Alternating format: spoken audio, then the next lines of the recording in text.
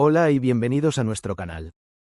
Para introducirnos en este viaje, piensa por un momento en un lugar donde la Tierra se hincha en miles de montículos casi idénticos, como si un gigante hubiera esparcido miles de besos de chocolate sobre una llanura interminable. Donde las formas son tan perfectas, tan cónicas y uniformes que parecen artificiales. Esta no es la obra de ninguna civilización perdida. Es una obra maestra de la naturaleza, esculpida a lo largo de millones de años por las fuerzas más fundamentales de nuestro mundo. Hoy viajamos hasta la isla de Bohol, en Filipinas, para desentrañar el misterio de uno de los paisajes más extraños y maravillosos del mundo, las colinas de chocolate.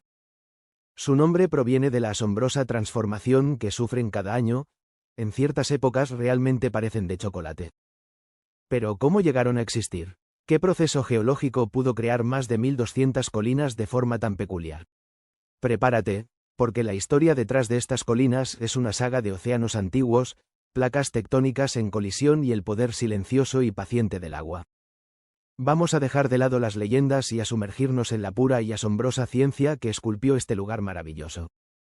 Para entender el origen de las colinas de chocolate, nuestro viaje debe comenzar en un lugar que hoy ya no existe. Un mar tropical poco profundo. Hace millones de años, durante el período Plioceno, el área que hoy ocupa la isla de Bohol estaba completamente sumergida bajo el océano. Este mar era un ecosistema vibrante, rebosante de vida. Imagina corales construyendo sus complejos esqueletos, incontables moluscos y almejas protegidos por sus conchas, y miles de millones de microorganismos marinos, como las foraminíferas, viviendo y muriendo en estas aguas cálidas. Durante incontables generaciones, al final de su ciclo de vida, los restos de estos organismos, compuestos principalmente de carbonato de calcio, se hundían lentamente hasta el fondo marino.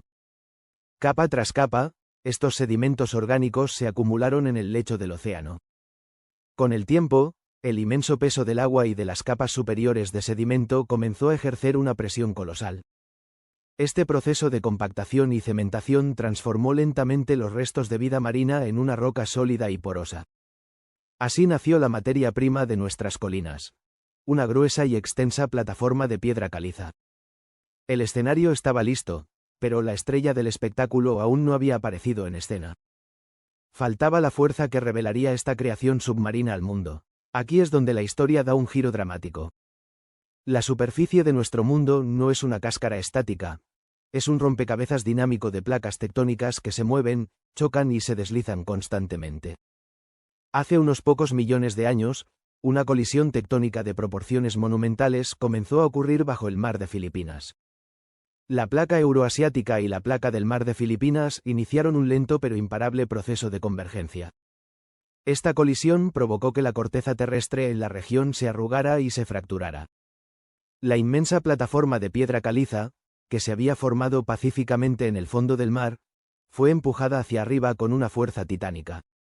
Lentamente, a lo largo de milenios, lo que una vez fue un lecho marino emergió de las olas, goteando agua salada y exponía N2 por primera vez al aire, al viento y a la lluvia. La isla de Bohol había nacido. Este levantamiento no fue un evento suave. La plataforma de piedra caliza se fracturó y agrietó en el proceso, creando una red de fisuras y debilidades en toda su superficie. Estas grietas serían las futuras avenidas por las que la naturaleza comenzaría su obra de arte más paciente. La tela estaba tendida, y ahora, los elementos tomarían el pincel. Con la plataforma de piedra caliza ahora expuesta a la atmósfera, un nuevo agente entró en juego: el agua. Pero no cualquier agua. La lluvia, al caer a través de la atmósfera, absorbe dióxido de carbono, volviéndose ligeramente ácida. Esta débil solución de ácido carbónico es inofensiva para nosotros, pero para la piedra caliza, que es esencialmente carbonato de calcio, es un solvente increíblemente eficaz. Este proceso químico se conoce como disolución, y es el corazón de la formación de los paisajes kársticos, de los cuales las colinas de chocolate son un ejemplo espectacular. La lluvia ácida comenzó a filtrarse en las grietas y fisuras de la recién elevada plataforma de piedra caliza. Gota a gota, siglo tras siglo, el agua disolvía la roca, ensanchando las fisuras y creando canales subterráneos. Lo que comenzó como pequeñas grietas se convirtió en arroyos subterráneos, y estos arroyos, con el tiempo, excavaron enormes cuevas y sistemas de cavernas dentro de la meseta de piedra caliza. Bohol se convirtió, literalmente, en un queso suizo geológico, sólido en la superficie pero perforada por una laberíntica red de pasajes y cámaras subterráneas. A medida que estas cavernas subterráneas crecían en tamaño, sus techos se volvían cada vez más inestables. Eventualmente, incapaces de soportar su propio peso y el de la roca superior, colapsaron. Imagina cientos de estos colapsos ocurriendo por toda la meseta. Cuando el techo de una gran cueva se derrumbaba, dejaba atrás un sumidero o una depresión. Y los terrenos más resistentes que quedaban entre estos sumideros y valles de colapso son lo que vemos hoy como las colinas. Este tipo de topografía tiene un nombre específico: karst cónico o cockpit karst. Las colinas son los conos, y los valles planos o depresiones entre ellas, conocidos como cockpits, son los restos de los sistemas de cuevas colapsados. El agua de la lluvia, ahora fluyendo por la superficie, continuó su trabajo, suavizando los bordes de estas colinas residuales, erosionando sus lados de manera uniforme y dándoles esa forma cónica tan distintiva y suave que las caracteriza. La increíble regularidad en su forma y tamaño se debe en gran parte a la composición homogénea de la piedra caliza y a los patrones consistentes de la erosión hídrica a lo largo del tiempo. Hemos viajado desde el fondo del mar hasta las cimas de estas colinas, pero nos falta responder la pregunta clave: ¿por qué de chocolate? La respuesta no está en la geología, sino en la biología y el clima. Si observas de cerca las colinas, notarás que no están cubiertas por un denso bosque tropical, a diferencia de las tierras bajas que las rodean. La capa de suelo sobre la piedra caliza es delgada y no retiene bien el agua. Por ello, solo unas pocas especies de vegetación muy resistente pueden prosperar aquí, principalmente pastos duros y fibrosos como la hierba cogón. Filipinas tiene dos estaciones muy marcadas: la estación lluviosa y la estación seca. Durante la temporada de lluvias, que va aproximadamente de junio a noviembre, las colinas se cubren de un manto de hierba de un verde intenso y vibrante. El paisaje es exuberante y lleno de vida. Pero cuando llega la estación seca, todo cambia. La falta de lluvia somete a la vegetación a un estrés hídrico extremo. Para sobrevivir, la hierba entra en un estado de latencia. Deja de producir clorofilia, el pigmento verde responsable de la fotosíntesis. A medida que la clorofilia se descompone, otros pigmentos presentes en las hojas, que estaban enmascarados por el verde, se hacen visibles. El resultado es que la hierba adquiere un profundo y rico color marrón. Multiplica este efecto por más de 1200 colinas, y el paisaje entero se transforma en un mar de conos de color chocolate que se extienden hasta donde alcanza la vista.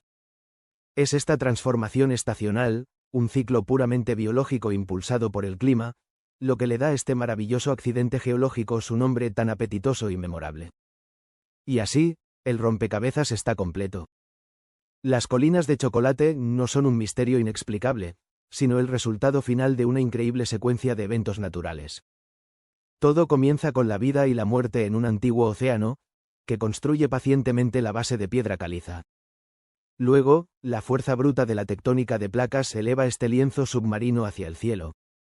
A continuación, la química sutil del agua de lluvia se convierte en la herramienta del escultor, disolviendo y tallando la roca durante eones para dar forma a las colinas. Y finalmente, la biología de la vegetación local, en respuesta al ciclo climático anual, proporciona el toque final de color que una nueva exploración. Hoy nos embarcamos en un viaje a una tierra de hielo y fuego, un lugar donde las fuerzas primordiales de la naturaleza se muestran en todo su esplendor. Nuestro destino es el noreste de Islandia, un rincón remoto y espectacular del mundo que alberga a un verdadero gigante: la cascada de Tifos. Si alguna vez te has preguntado cómo suena el poder puro, de Tifos tiene la respuesta. No es solo una caída de agua, es una demostración atronadora de la energía que nuestro mundo es capaz de desatar. Acompáñanos en los próximos minutos mientras exploramos los secretos y las maravillas de la cascada más potente de Europa. Prepárate para sentir el rocío en tu cara y el estruendo bajo tus pies. Para entender a de Tifos, primero debemos situarnos en su hogar, el Parque Nacional Vatnajökull, el más grande de Islandia. Este parque es un santuario de la geología, y de Tifos es, sin duda, una de sus joyas más preciadas. La cascada forma parte del río Yokusa-Afiolum, un nombre que, aunque complicado de pronunciar, es clave en esta historia. Este no es un río cualquiera. Nace directamente del glaciar Vatnajökull, el casquete de hielo más voluminoso de Europa. Imagina por un momento esa enorme masa de hielo derritiéndose lentamente, liberando un torrente de agua cargada de sedimentos.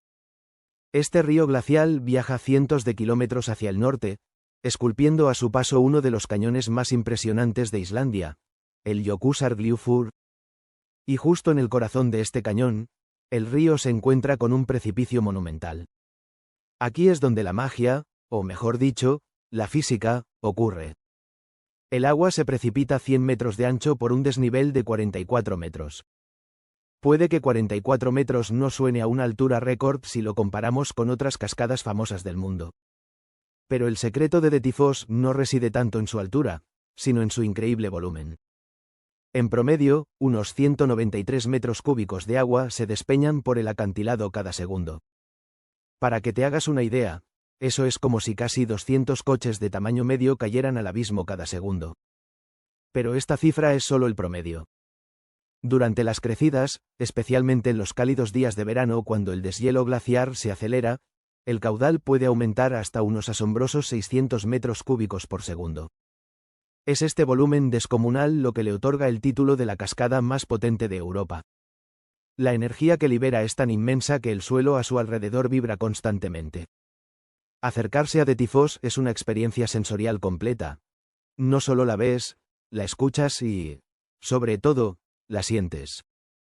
Una de las primeras cosas que llama la atención al ver Dettifoss, aparte de su escala, es el color de sus aguas. Olvídate del azul cristalino o el blanco espumoso de otras cascadas. El agua del río Yokusa-Afiolum es de un color grisáceo, casi marrón. Este tono particular se debe a la enorme cantidad de sedimentos que el río arrastra desde su origen glaciar. El agua no es transparente porque está literalmente llena de limo, arena y arcilla, partículas erosionadas del lecho rocoso sobre el que se desliza el glaciar Vatnajökull. Esta carga de sedimentos le da al agua una apariencia densa y pesada, casi como si fuera cemento líquido precipitándose al vacío. El contraste entre esta agua turbia y la espuma blanca que se genera en la caída crea un espectáculo visual maravilloso, una paleta de colores terrosos que habla del viaje geológico del río. El rocío que la cascada proyecta al aire también está cargado con estas partículas. Cuando el sol brilla, es común que se formen arcoíris dobles o incluso triples sobre el cañón, pero estos arcoíris tienen una cualidad especial, casi etérea, al filtrarse a través de la neblina grisácea. Una de las particularidades de Dettifoss es que se puede observar desde dos orillas completamente diferentes, y cada una ofrece una perspectiva única, casi como si fueran dos cascadas distintas. La orilla este es la más accesible para la mayoría de los vehículos y cuenta con una infraestructura más desarrollada. Desde aquí, los miradores te permiten acercarte increíblemente al borde de la cascada. Puedes sentir la vibración del suelo de manera intensa y el rocío es tan constante que es como estar en medio de una lluvia perpetua. La vista desde este lado es frontal y directa, permitiéndote apreciar toda la anchura de la cascada y la fuerza con la que el agua golpea la base del cañón. La orilla oeste, en cambio, es un poco más salvaje y el acceso puede ser más complicado, especialmente fuera de los meses de verano. Sin embargo, el esfuerzo tiene su recompensa. Desde este lado, la perspectiva es más panorámica. Se puede observar no solo la caída de agua, sino también cómo el río se aproxima al precipicio y cómo el cañón se extiende a lo lejos. El rocío es menos intenso en esta orilla, lo que a menudo permite una visión más clara y la posibilidad de tomar fotografías sin que la lente se empape constantemente. Esta dualidad permite a los visitantes elegir su propia aventura y experimentar la cascada de maneras muy diferentes, una más íntima y visceral, y la otra más contemplativa y grandiosa. Podríamos pensar que un entorno tan violento y dominado por el agua y la roca sería un desierto biológico, pero la naturaleza siempre encuentra la manera de prosperar. El área alrededor de Dettifoss alberga un ecosistema maravilloso, perfectamente adaptado a estas condiciones extremas. La constante nube de rocío crea un microclima maravilloso en las inmediaciones de la cascada. Gracias a esta humedad perpetua, las rocas y el suelo cercanos están cubiertos por un manto verde de musgos y líquenes.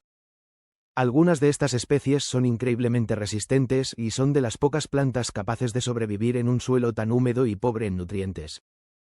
Si nos alejamos un poco del borde del cañón, encontramos una vegetación más diversa, con pequeños arbustos y flores silvestres que aprovechan el corto verano ártico para florecer. Estas plantas, a su vez, dan sustento a diversas especies de insectos. Y donde hay insectos, hay aves. En los acantilados del cañón Yokusargliufur anidan varias especies de aves, como el fulmar boreal o el escribano nival. Estas aves han encontrado en las repisas rocosas un lugar seguro para criar a sus polluelos, lejos de los depredadores terrestres. Se les puede ver a menudo planeando sobre el cañón, utilizando las corrientes de aire generadas por la propia cascada.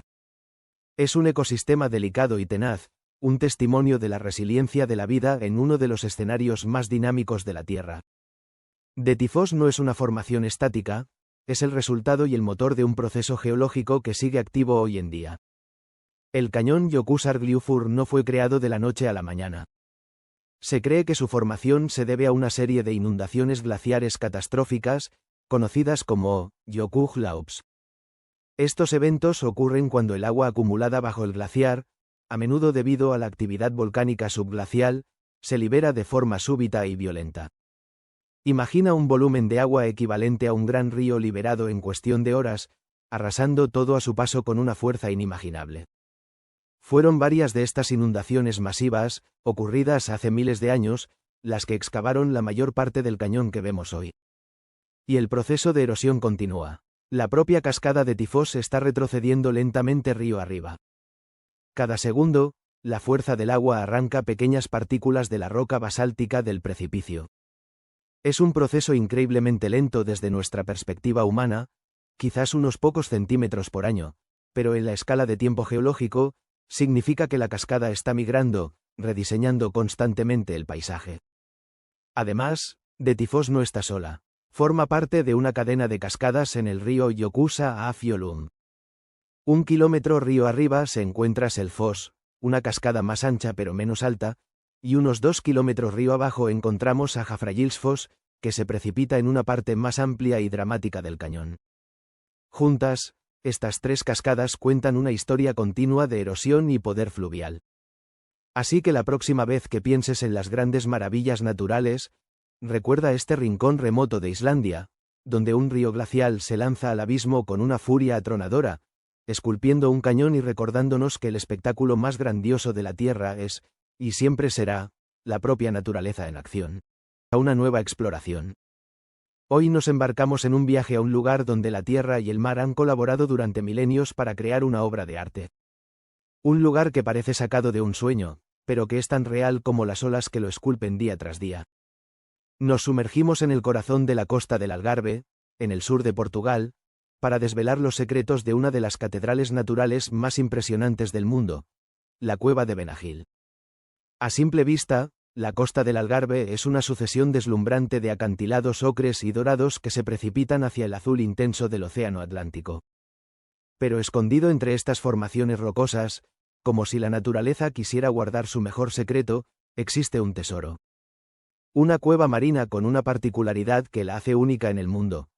Un gigantesco agujero en su techo, un óculo natural que permite que la luz del sol se derrame en su interior, iluminando una playa secreta y bañando las paredes de la cueva con un resplandor casi mágico. Es una imagen que ha dado la vuelta al mundo, un ícono de la belleza geológica. Para entender la existencia de la cueva de Benagil, primero debemos conocer a su arquitecto principal, el Océano Atlántico. Este vasto cuerpo de agua no es un artista sutil. Es un escultor paciente pero implacable, que ha estado moldeando la costa del Algarve durante millones de años. La materia prima sobre la que trabaja son estas impresionantes formaciones de acantilados. No son rocas de granito impenetrable, sino principalmente roca caliza y arenisca que datan de la época del Mioceno. Pensemos en un mundo de hace unos 20 millones de años, cuando estas capas de sedimentos se estaban formando en el fondo de un mar antiguo. Esta herencia geológica le da a la roca una relativa porosidad, haciéndola susceptible a la erosión. El proceso de creación comienza con una debilidad. Una pequeña fisura o una línea de falla en la pared del acantilado. El océano, con su increíble capacidad para encontrar el camino de menor resistencia, identifica esta vulnerabilidad y concentra su energía en ella. Ola tras ola, el agua se estrella contra la roca. Este ataque constante se conoce como acción hidráulica. Pero el agua no trabaja sola. Lleva consigo un arsenal de herramientas. La arena, los guijarros y los cantos rodados que el mar arrastra actúan como un papel de lija gigante. Con cada marea, estas partículas son lanzadas contra el acantilado, desgastando la superficie en un proceso llamado abrasión. Es la combinación de la fuerza bruta del agua y el poder de lijado de los sedimentos lo que comienza a perforar la base del acantilado. Lo que empieza como una pequeña muesca, con el tiempo se convierte en una hendidura, y esa hendidura, tras miles de años de trabajo incesante, se transforma en la boca de una cueva marina. La cueva de Benagil nació de esta manera, como un vacío tallado por el pulso rítmico y poderoso del océano. Tener una cueva marina es algo relativamente común en costas como la del Algarve. Hay cientos, quizás miles de ellas. Pero lo que eleva a Benagil a la categoría de leyenda es su característica más distintiva: el ojo en su techo, el óculo que la conecta directamente con el cielo. ¿Cómo se formó este agujero casi perfectamente circular? Aquí es donde la historia se vuelve aún más increíble, porque la cueva fue tallada por dos frentes a la vez, desde el exterior por el mar, y desde arriba por la lluvia, en una colaboración geológica de una precisión asombrosa. Mientras el océano excavaba a la base del acantilado, en la superficie, el agua de lluvia también estaba haciendo su trabajo. El agua de lluvia, al absorber dióxido de carbono de la atmósfera, se vuelve ligeramente ácida, formando ácido carbónico. Este ácido, aunque débil, es muy efectivo para disolver la roca caliza. A lo largo de milenios, el agua se filtró a través de las grietas y fisuras en la parte superior del acantilado, disolviendo lentamente la roca desde adentro hacia afuera y creando una cavidad interna, una especie de burbuja subterránea justo encima de la cueva marina que se estaba formando abajo. Este fenómeno es conocido como karstificación. Llegó un punto en el que los dos procesos, el de abajo y el de arriba, casi se encontraron. La cueva marina crecía hacia adentro y hacia arriba, mientras que la cavidad formada por el agua de lluvia crecía hacia abajo. La capa de roca que los separaba se volvió cada vez más delgada y frágil. Finalmente, debilitada por ambos lados e incapaz de soportar su propio peso, la estructura colapsó. Una estructura geológica tan singular no pasa desapercibida para la vida. La cueva de Benagil, con sus gradientes de luz, sombra y humedad, es un microhábitat maravilloso que alberga una variedad de organismos adaptados a estas condiciones tan particulares. Es un mundo dentro de otro mundo. Empecemos por la arena dorada. La playa interior, protegida del oleaje más fuerte, es un refugio.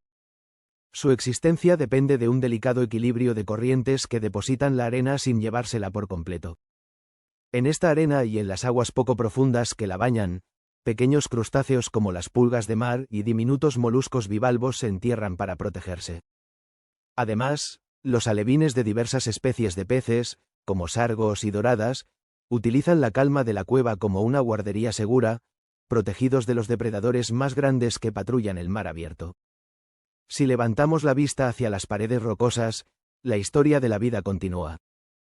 La zona intermareal, esa franja que queda expuesta durante la marea baja y sumergida durante la marea alta, es un campo de batalla por la supervivencia.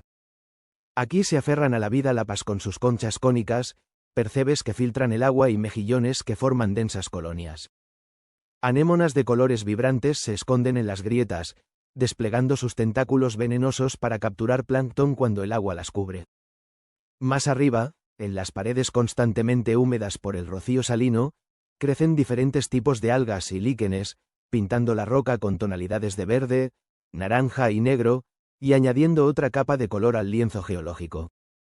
Una de las verdades más profundas sobre la cueva de Benagil es que no es una obra terminada. Es una escultura en proceso. Las mismas fuerzas que la crearon continúan modificándola cada segundo de cada día. La erosión no se ha detenido. Cada ola que rompe, cada gota de lluvia que se filtra, sigue llevándose consigo diminutas partículas de roca. Esto significa que la cueva que vemos hoy no es exactamente la misma que existía hace 100 años, y será diferente dentro de 100 años más. El óculo, con el tiempo, probablemente se ensanchará. Los arcos que definen su estructura se adelgazarán. Es un recordatorio de la naturaleza efímera de todas las maravillas geológicas. Esta naturaleza dinámica también se manifiesta en ciclos mucho más cortos. Visitar la cueva en diferentes momentos del día o del año ofrece experiencias completamente distintas.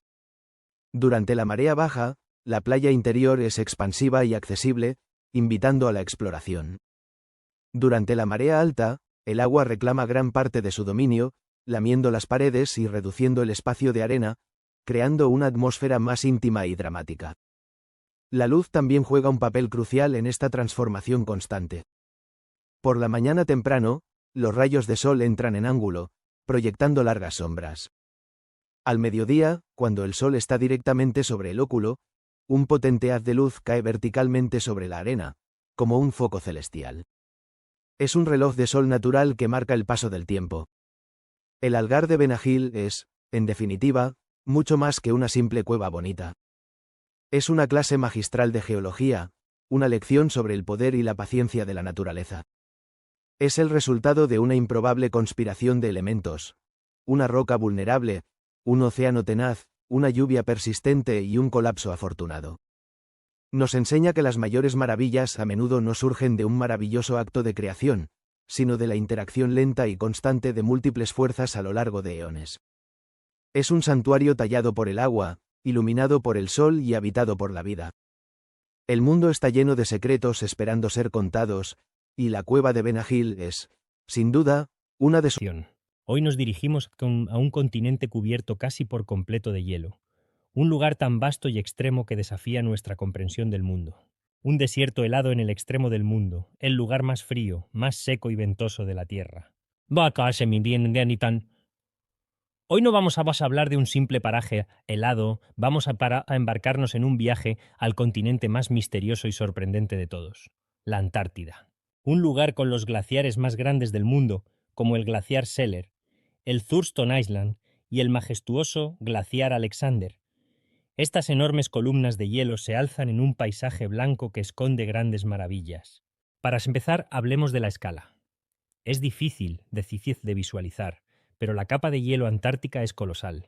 Contiene alrededor del 90% de todo el hielo del mundo y cerca del 70% de toda el agua dulce del mundo. Si esta capa de hielo se derritiera por completo, el nivel del mar en todo el mundo subiría unos increíbles 60 metros. Imaginen las consecuencias. Pero lo realmente asombroso no es solo lo que vemos en la superficie, sino lo que se esconde debajo.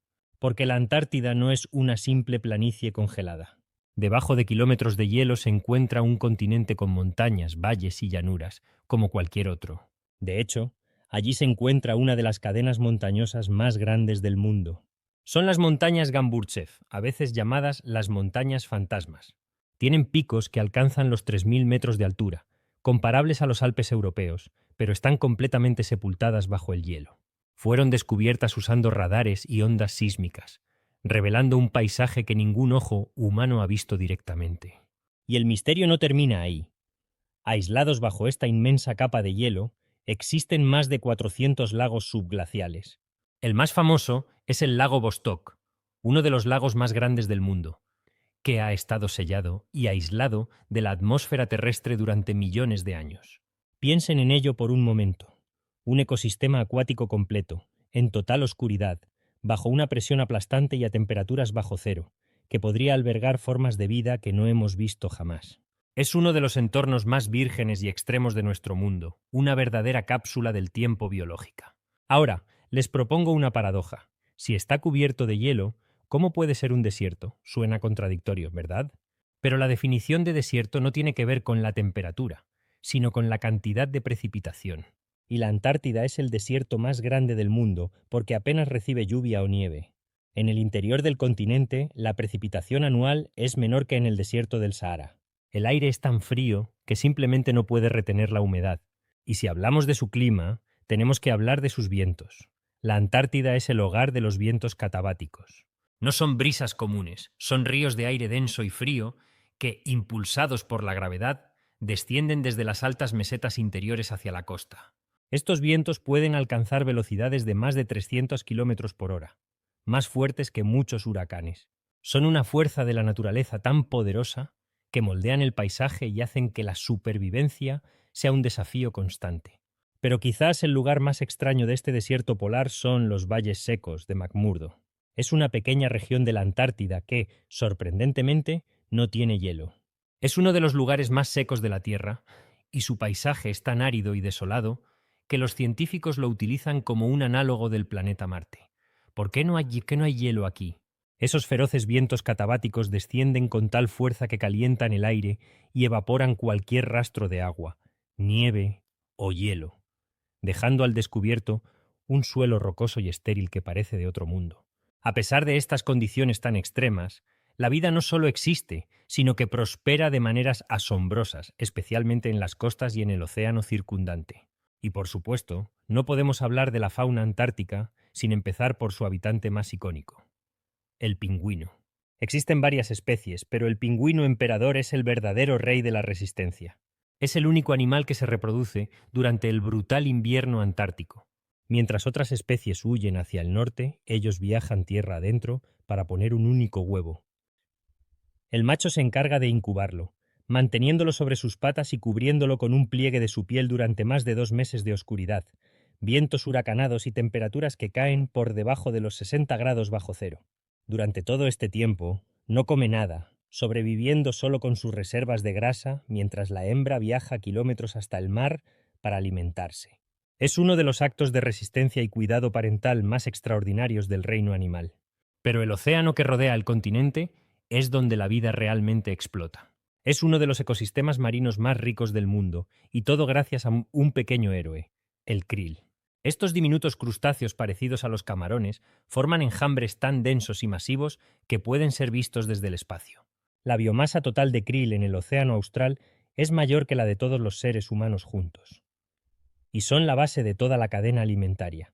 Ballenas jorobadas, ballenas azules, focas, pingüinos, albatros, casi todos dependen del krill. Hablando de depredadores, la foca leopardo es uno de los cazadores más formidables del sur. Con su cuerpo esbelto e hidrodinámico, su cabeza reptiliana y una mandíbula llena de dientes afilados, es un depredador perfectamente adaptado para cazar pingüinos y otras focas en las gélidas aguas. Y entre las curiosidades biológicas no podemos dejar de mencionar al pez de hielo antártico. Este increíble animal ha desarrollado una adaptación única para sobrevivir en aguas cuya temperatura está por debajo del punto de congelación del agua dulce.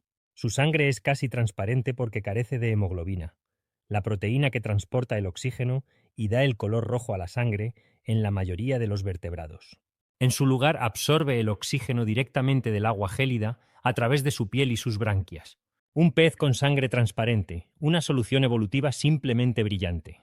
La Antártida no solo nos sorprende con su geología y su fauna, sino también con fenómenos visuales que parecen sacados de una película de ciencia ficción. Uno de los más espectaculares y extraños son las cataratas de sangre. Imaginen un glaciar de un blanco inmaculado, y de una de sus grietas fluye una cascada de un color rojo intenso, como si el glaciar estuviera sangrando. Durante mucho tiempo fue un misterio, pero la ciencia ha revelado su origen. Debajo del glaciar Taylor existe un lago subglacial atrapado, extremadamente salado y rico en hierro. El agua de este lago, al filtrarse lentamente a través de una fisura, entra en contacto con el oxígeno del aire por primera vez en millones de años. El hierro se oxida instantáneamente, tiñendo el agua de un profundo color rojo óxido. No es sangre, es simple química, pero el efecto visual es absolutamente sobrecogedor. Además, el aire cristalino y lleno de pequeños cristales de hielo crea fenómenos ópticos impresionantes. El polvo de diamante es una nube a nivel del suelo compuesta por diminutos cristales de hielo que brillan bajo el sol, creando un efecto mágico. Así que, como hemos visto, la Antártida es mucho más que un desierto de hielo. Es un continente de montañas fantasma, lagos perdidos en el tiempo, vida que desafía los límites de lo posible y fenómenos que parecen de otro mundo. Es un archivo invaluable de la historia climática de la Tierra, con burbujas de aire atrapadas en su hielo que nos cuentan cómo era la atmósfera hace cientos de miles de años. Es un lugar de ciencia y descubrimiento, protegido por tratados internacionales como una reserva natural dedicada a la paz y a la investigación. Nos recuerda la increíble capacidad de adaptación de la naturaleza y, al mismo tiempo, nuestra propia fragilidad. Es un sistema delicado que está respondiendo rápidamente a los cambios en nuestro mundo, y estudiarlo es fundamental para entender nuestro propio futuro. La Antártida es la última gran frontera salvaje de la Tierra, un lugar que nos inspira asombro y nos invita a ser curiosos. Un recordatorio de que, incluso en los rincones más inhóspitos de nuestro mundo, hay belleza, misterio y una vida que lucha por abrirse paso. Si este viaje por este gigante helado ha sido de su agrado, les invitamos a suscribirse, darle me gusta y activar las notificaciones para estar al tanto de los lugares más asombrosos que rodean nuestro mundo. Una ventana a la deslumbrante a la vida natural y a la fuerza de los elementos. Hoy nos embarcamos en un viaje a un lugar remoto, un rincón del mundo donde la geología se convierte en arte puro, pintando paisajes que desafían nuestra imaginación. Prepárense para conocer el volcán Kelimutu, en la isla de Flores, Indonesia, y su tesoro más preciado, 3 lagos de cráter que cambian de color como si tuvieran vida propia. ¿Alguna vez han pensado en un lago que hoy es de un azul turquesa intenso y mañana se tiñe de un verde esmeralda, o incluso de un rojo sangre o un negro profundo? Parece magia, ¿verdad? Pues en Kelimutu, esta magia es una asombrosa demostración del poder y la complejidad de los procesos geológicos y químicos de nuestro mundo. El volcán Kelimutu en sí mismo es una imponente estructura geológica, parte del llamado Cinturón de Fuego del Pacífico, esa vasta zona de intensa actividad sísmica y volcánica que rodea el océano.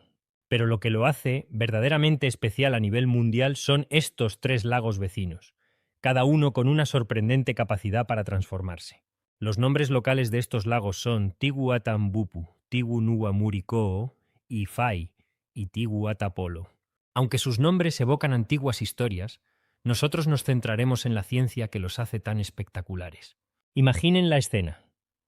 3 cuencos acuáticos, anidados en la cima de un volcán, cada uno brillando con un matiz distinto y, a veces, radicalmente diferente al de sus compañeros.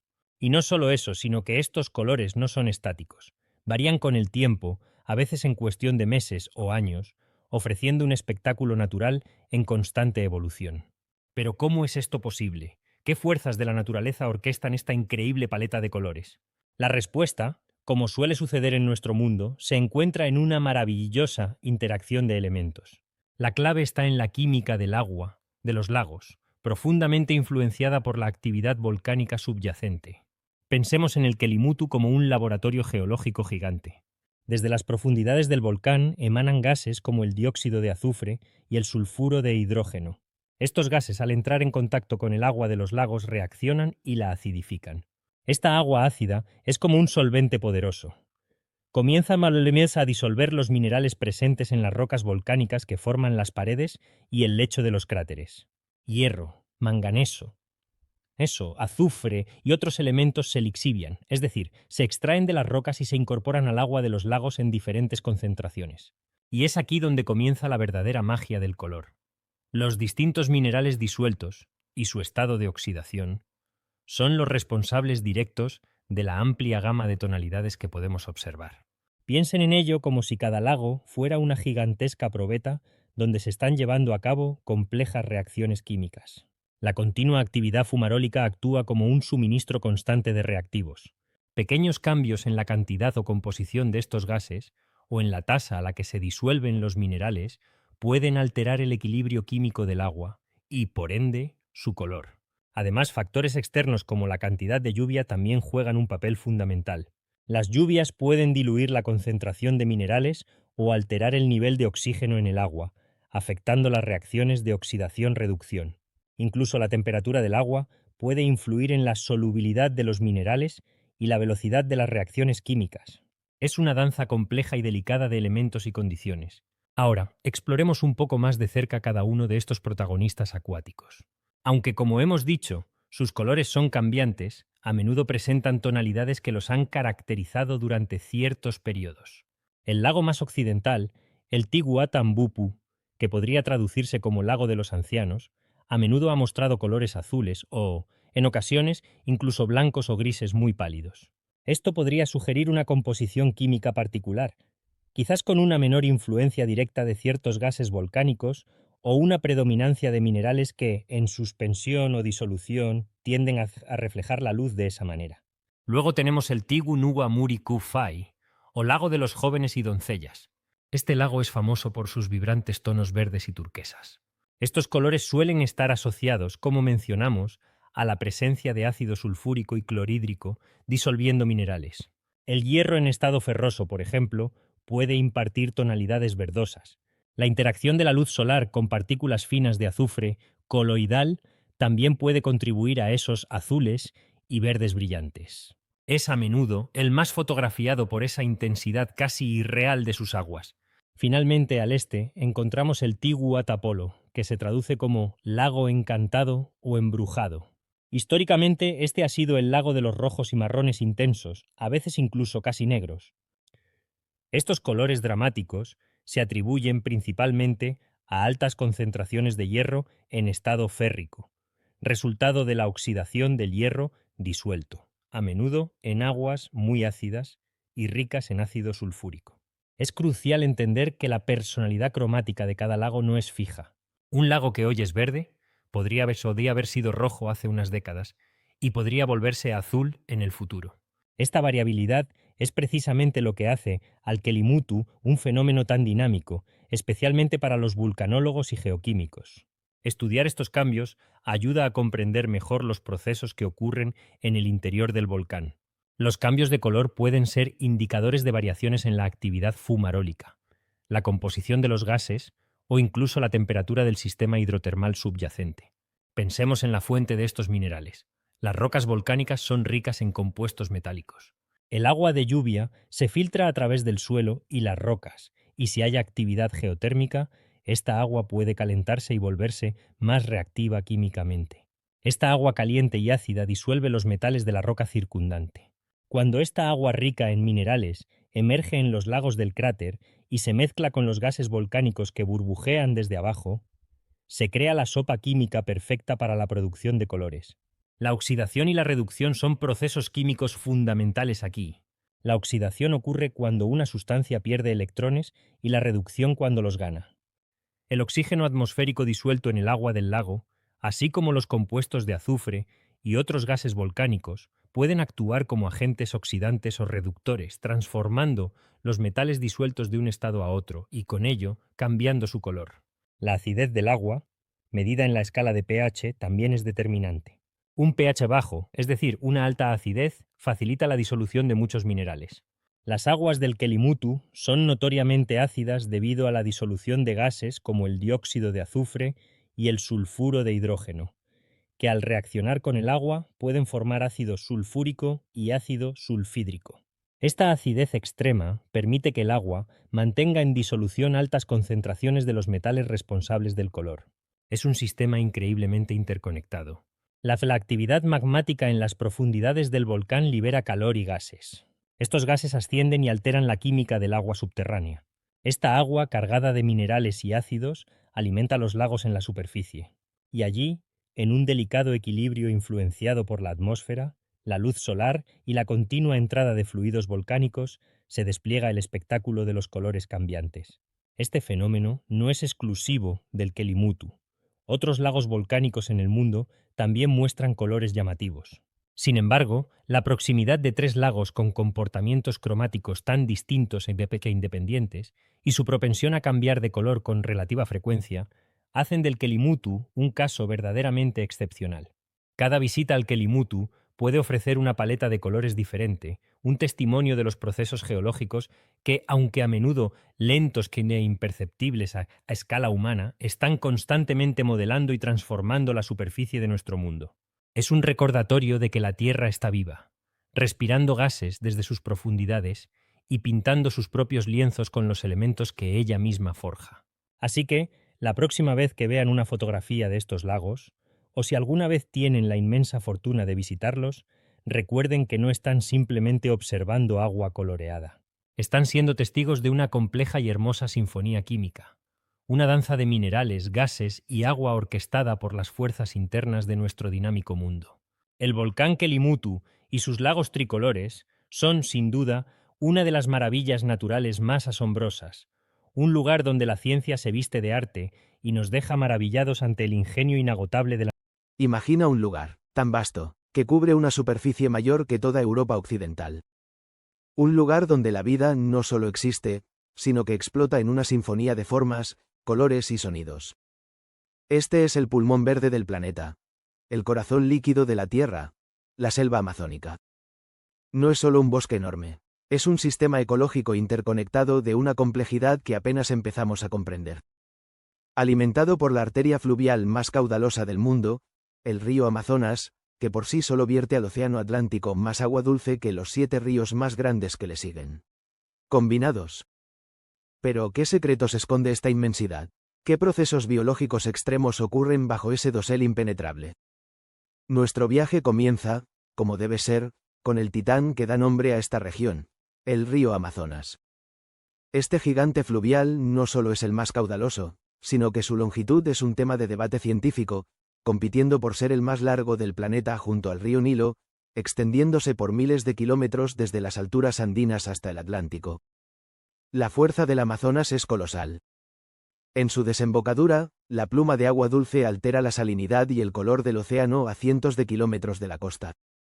Las inundaciones periódicas son un pulso vital para la selva, creando ecosistemas únicos como los igapós, bosques que pasan meses sumergidos, donde los árboles han desarrollado adaptaciones sorprendentes para sobrevivir con sus raíces bajo el agua, y donde peces y otros animales navegan entre los troncos sumergidos.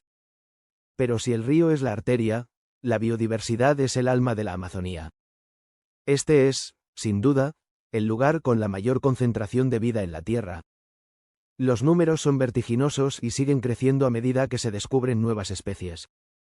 Hablamos de millones de especies de insectos, cientos de miles de plantas, miles de peces, aves, mamíferos, anfibios y reptiles. Es un laboratorio evolutivo a escala planetaria. Detengámonos en algunos ejemplos. Las ranas venenosas de dardo, por ejemplo, exhiben colores brillantes no por belleza, sino como advertencia a los depredadores sobre las potentes toxinas que secretan a través de su piel, un ejemplo clásico de aposematismo. El paiche, uno de los peces de agua dulce más grandes del mundo, ha desarrollado una vejiga natatoria modificada que le permite respirar aire, una adaptación crucial en aguas con bajo nivel de oxígeno. En el dosel, los tucanes no usan sus enormes y coloridos picos solo para lucirse. La investigación científica sugiere que también les ayuda a regular su temperatura corporal en el clima tropical. Y el jaguar, el felino más grande de América, es un superdepredador cuya presencia es vital para mantener el equilibrio de los ecosistemas, controlando las poblaciones de sus presas y esculpiendo el paisaje. Las plantas no se quedan atrás en asombro. La victoria amazónica, con sus hojas gigantes que pueden soportar el peso de un niño pequeño, posee una estructura nervada en su parte inferior que le proporciona una flotabilidad y rigidez extraordinarias, además de espinas para disuadir a los herbívoros. Árboles como la ceiba emergen por encima del dosel, verdaderos gigantes que actúan como hoteles para innumerables especies de epífitas, insectos y aves.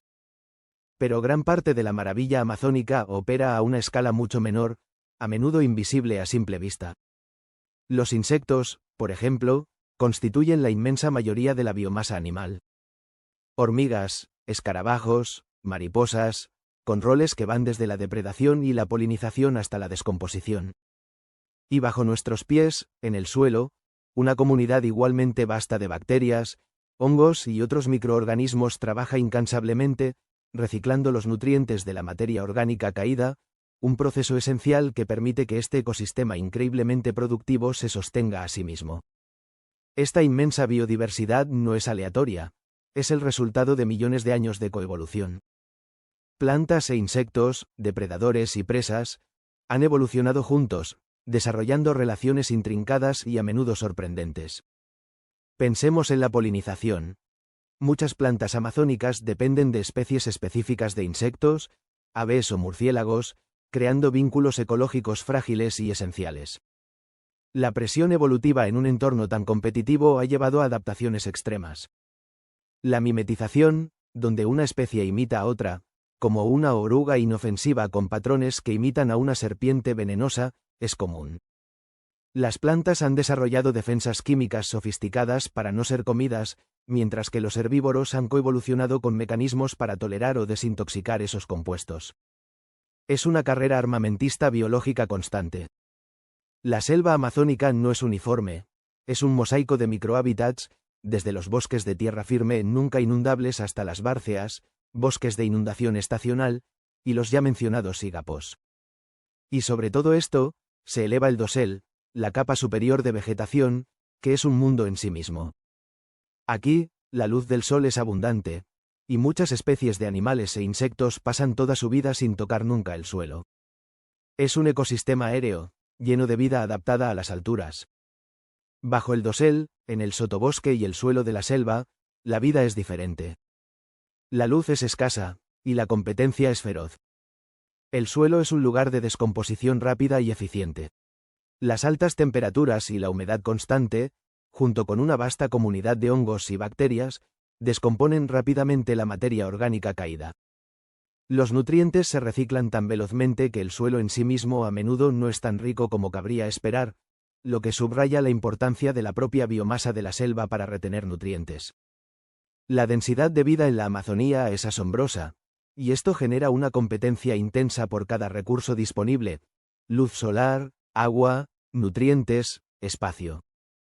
Cada nicho ecológico está ocupado, y cada organismo ha encontrado una manera de sobrevivir y prosperar en este entorno densamente poblado. La interdependencia entre las especies es la norma, formando una red compleja donde la eliminación de una pieza puede tener efectos en cascada impredecibles en todo el ecosistema. Más allá de la vida que alberga, la Amazonía es un actor global clave en procesos naturales. Su ciclo del agua es un fenómeno impresionante. A través de la evapotranspiración, los miles de millones de árboles liberan una cantidad colosal de vapor de agua a la atmósfera, creando lo que a menudo se denomina ríos voladores. Estas masas de aire húmedo viajan a través del continente, influyendo en los patrones de lluvia de regiones distantes de América del Sur. Es un sistema de bombeo biológico a escala continental. La selva también juega un papel crucial en el ciclo global del carbono.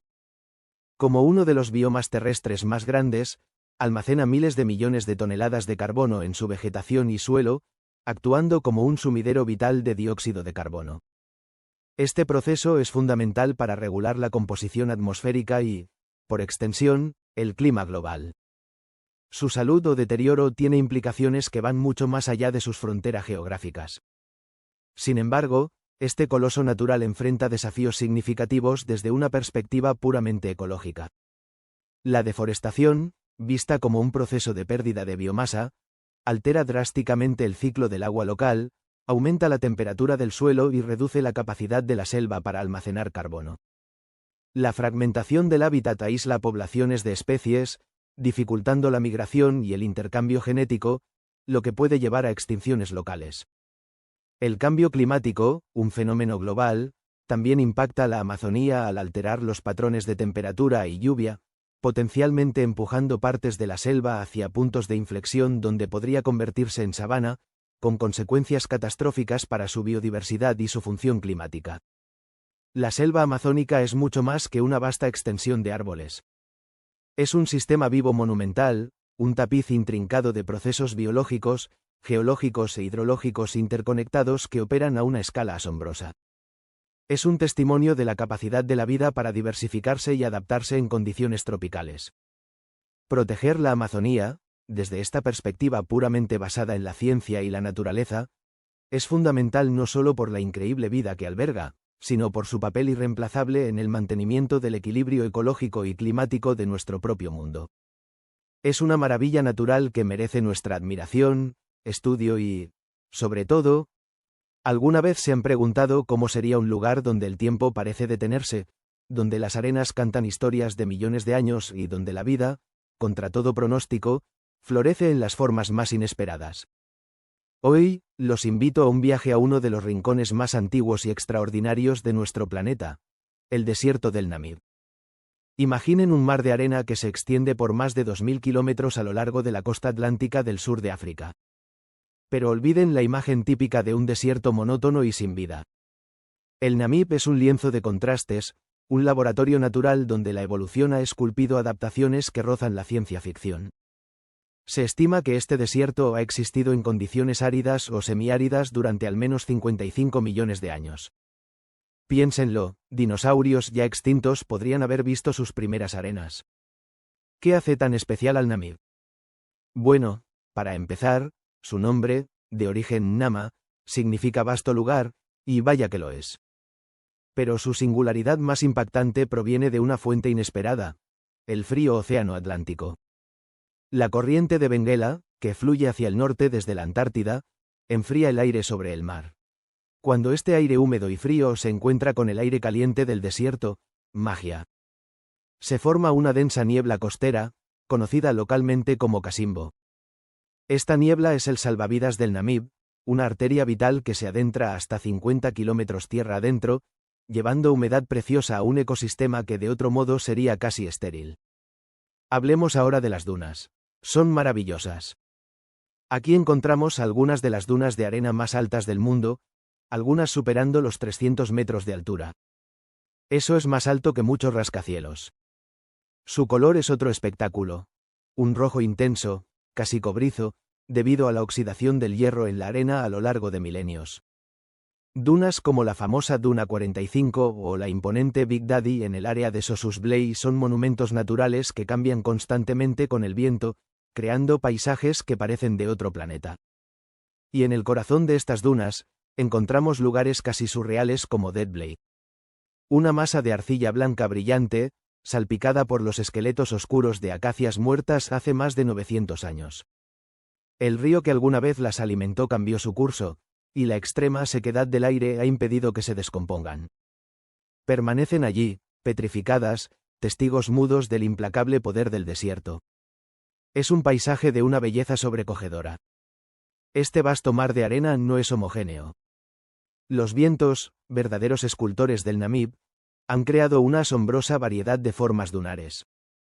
Encontraremos las majestuosas dunas en estrella, con múltiples brazos que irradian desde un pico central, formadas por vientos que soplan desde diversas direcciones. También están las dunas Barhan, con su característica forma de media luna, que avanzan incansablemente por el desierto. Y, por supuesto, las vastas extensiones de dunas transversales, ondulaciones gigantescas que se extienden perpendiculares a la dirección del viento dominante. Cada una es un testimonio dinámico de las fuerzas eólicas que han modelado este paisaje durante eones. Pero ¿y la vida? ¿Cómo prospera aquí? Aquí es donde el Namib revela sus secretos más fascinantes. La niebla, esa necesaria niebla, es la clave. Muchos insectos, como el famoso escarabajo tenebriónido del Namib, han desarrollado una técnica increíble. Al amanecer, trepan a la cima de las dunas, se inclinan hacia adelante y dejan que las gotas de niebla se condensen en sus cuerpos y rueden hasta sus bocas. Ingeniería natural en su máxima expresión. Incluso algunas víboras, como la sorprendente víbora de Peringway o víbora Sidewinder, utilizan una locomoción lateral única para moverse eficientemente sobre la arena suelta. Son maestras del camuflaje, esperando pacientemente a sus presas. No solo los insectos y animales poseen características sorprendentes. Una planta absolutamente única en el mundo llama hogar al Namib, la Welwitschia mirabilis. Esta planta es un fósil viviente. Puede vivir entre 500 y 1500 años, quizás incluso más. Y lo más sorprendente es que solo produce 2 hojas en toda su vida. Estas hojas, que crecen continuamente desde la base mientras las puntas se secan y se parten con el viento, pueden extenderse varios metros y están adaptadas para capturar la humedad de la niebla. Ver una welwitschia es como mirar directamente a un pasado prehistórico. Luego están los líquenes. Campos enteros de líquenes cubren las llanuras de grava, pareciendo manchas de pintura abstracta. Son organismos compuestos, una simbiosis entre un hongo y un alga, y son increíblemente sensibles a la humedad. Cuando la niebla llega, absorben el agua, se hinchan y muestran colores vibrantes. Cuando el sol arrecia, se secan, se vuelven quebradizos y esperan pacientemente el próximo soplo de vida. Y no podemos olvidar a los animales más grandes. El oryx del Namib, también conocido como Gemsbok, es un antílope majestuoso perfectamente adaptado.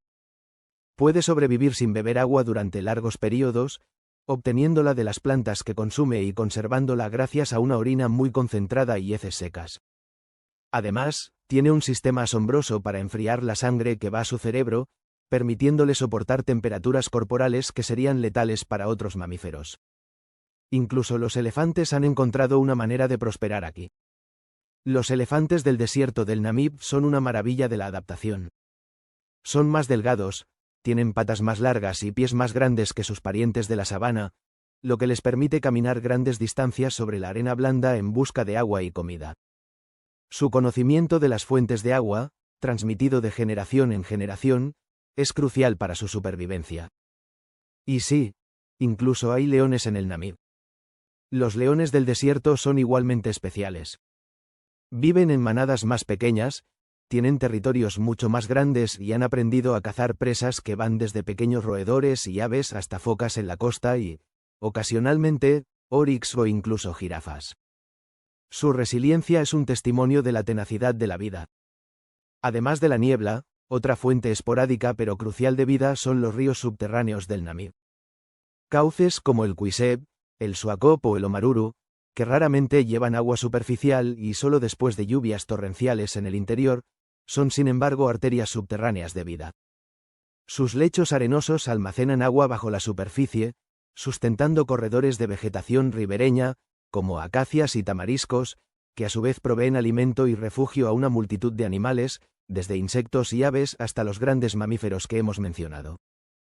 Estos ríos son como oasis lineales, fuentes de esperanza en un océano de aridez. La costa del Namib, conocida como la costa de los esqueletos, es otro capítulo de esta increíble historia. Es un lugar notoriamente peligroso para la navegación debido a las densas nieblas y las fuertes corrientes. Aquí, los restos blanqueados de naufragios antiguos yacen semienterrados en la arena, junto a huesos de ballenas y focas, creando una atmósfera misteriosa y evocadora. Pero incluso en esta aparente desolación, la vida costera, como las colonias de lobos marinos del Cabo, prospera gracias a las ricas aguas frías de la corriente de Benguela, que produce un afloramiento de nutrientes que sustenta a una rica cadena alimentaria marina. Desde las llanuras de grava, que a primera vista parecen vacías pero que bullen con una microfauna especializada, hasta los inselvers o montañas isla, como el Spitzkoppe, que se elevan abruptamente desde el llano desértico creando microhábitats únicos, el Namib nunca deja de sorprender. Cada rincón es un estudio de adaptación, una lección de cómo la naturaleza, con tiempo y las presiones adecuadas, puede generar soluciones biológicas asombrosas. El desierto del Namib no es solo arena y silencio. Es un ecosistema vibrante y complejo, un testimonio de la increíble capacidad de la vida para encontrar un camino incluso en las condiciones más extremas. Es un recordatorio de que nuestro planeta alberga maravillas que superan nuestra imaginación, lugares antiguos que guardan secretos evolutivos y que merecen nuestra admiración y, sobre todo, nuestra protección. Así que la próxima vez que piensen en un desierto, recuerden el Namib. Recuerden la niebla vivificante, los escarabajos acróbatas, las plantas milenarias y los gigantes adaptados. Recuerden un lugar donde cada grano de arena cuenta una historia de resistencia, belleza y la indomable fuerza de la naturaleza. Sigan curiosos, sigan maravillándose con el increíble mundo natural que nos rodea. No olviden suscribirse y activar las notificaciones para no perderse más maravillas naturales. Hasta la próxima.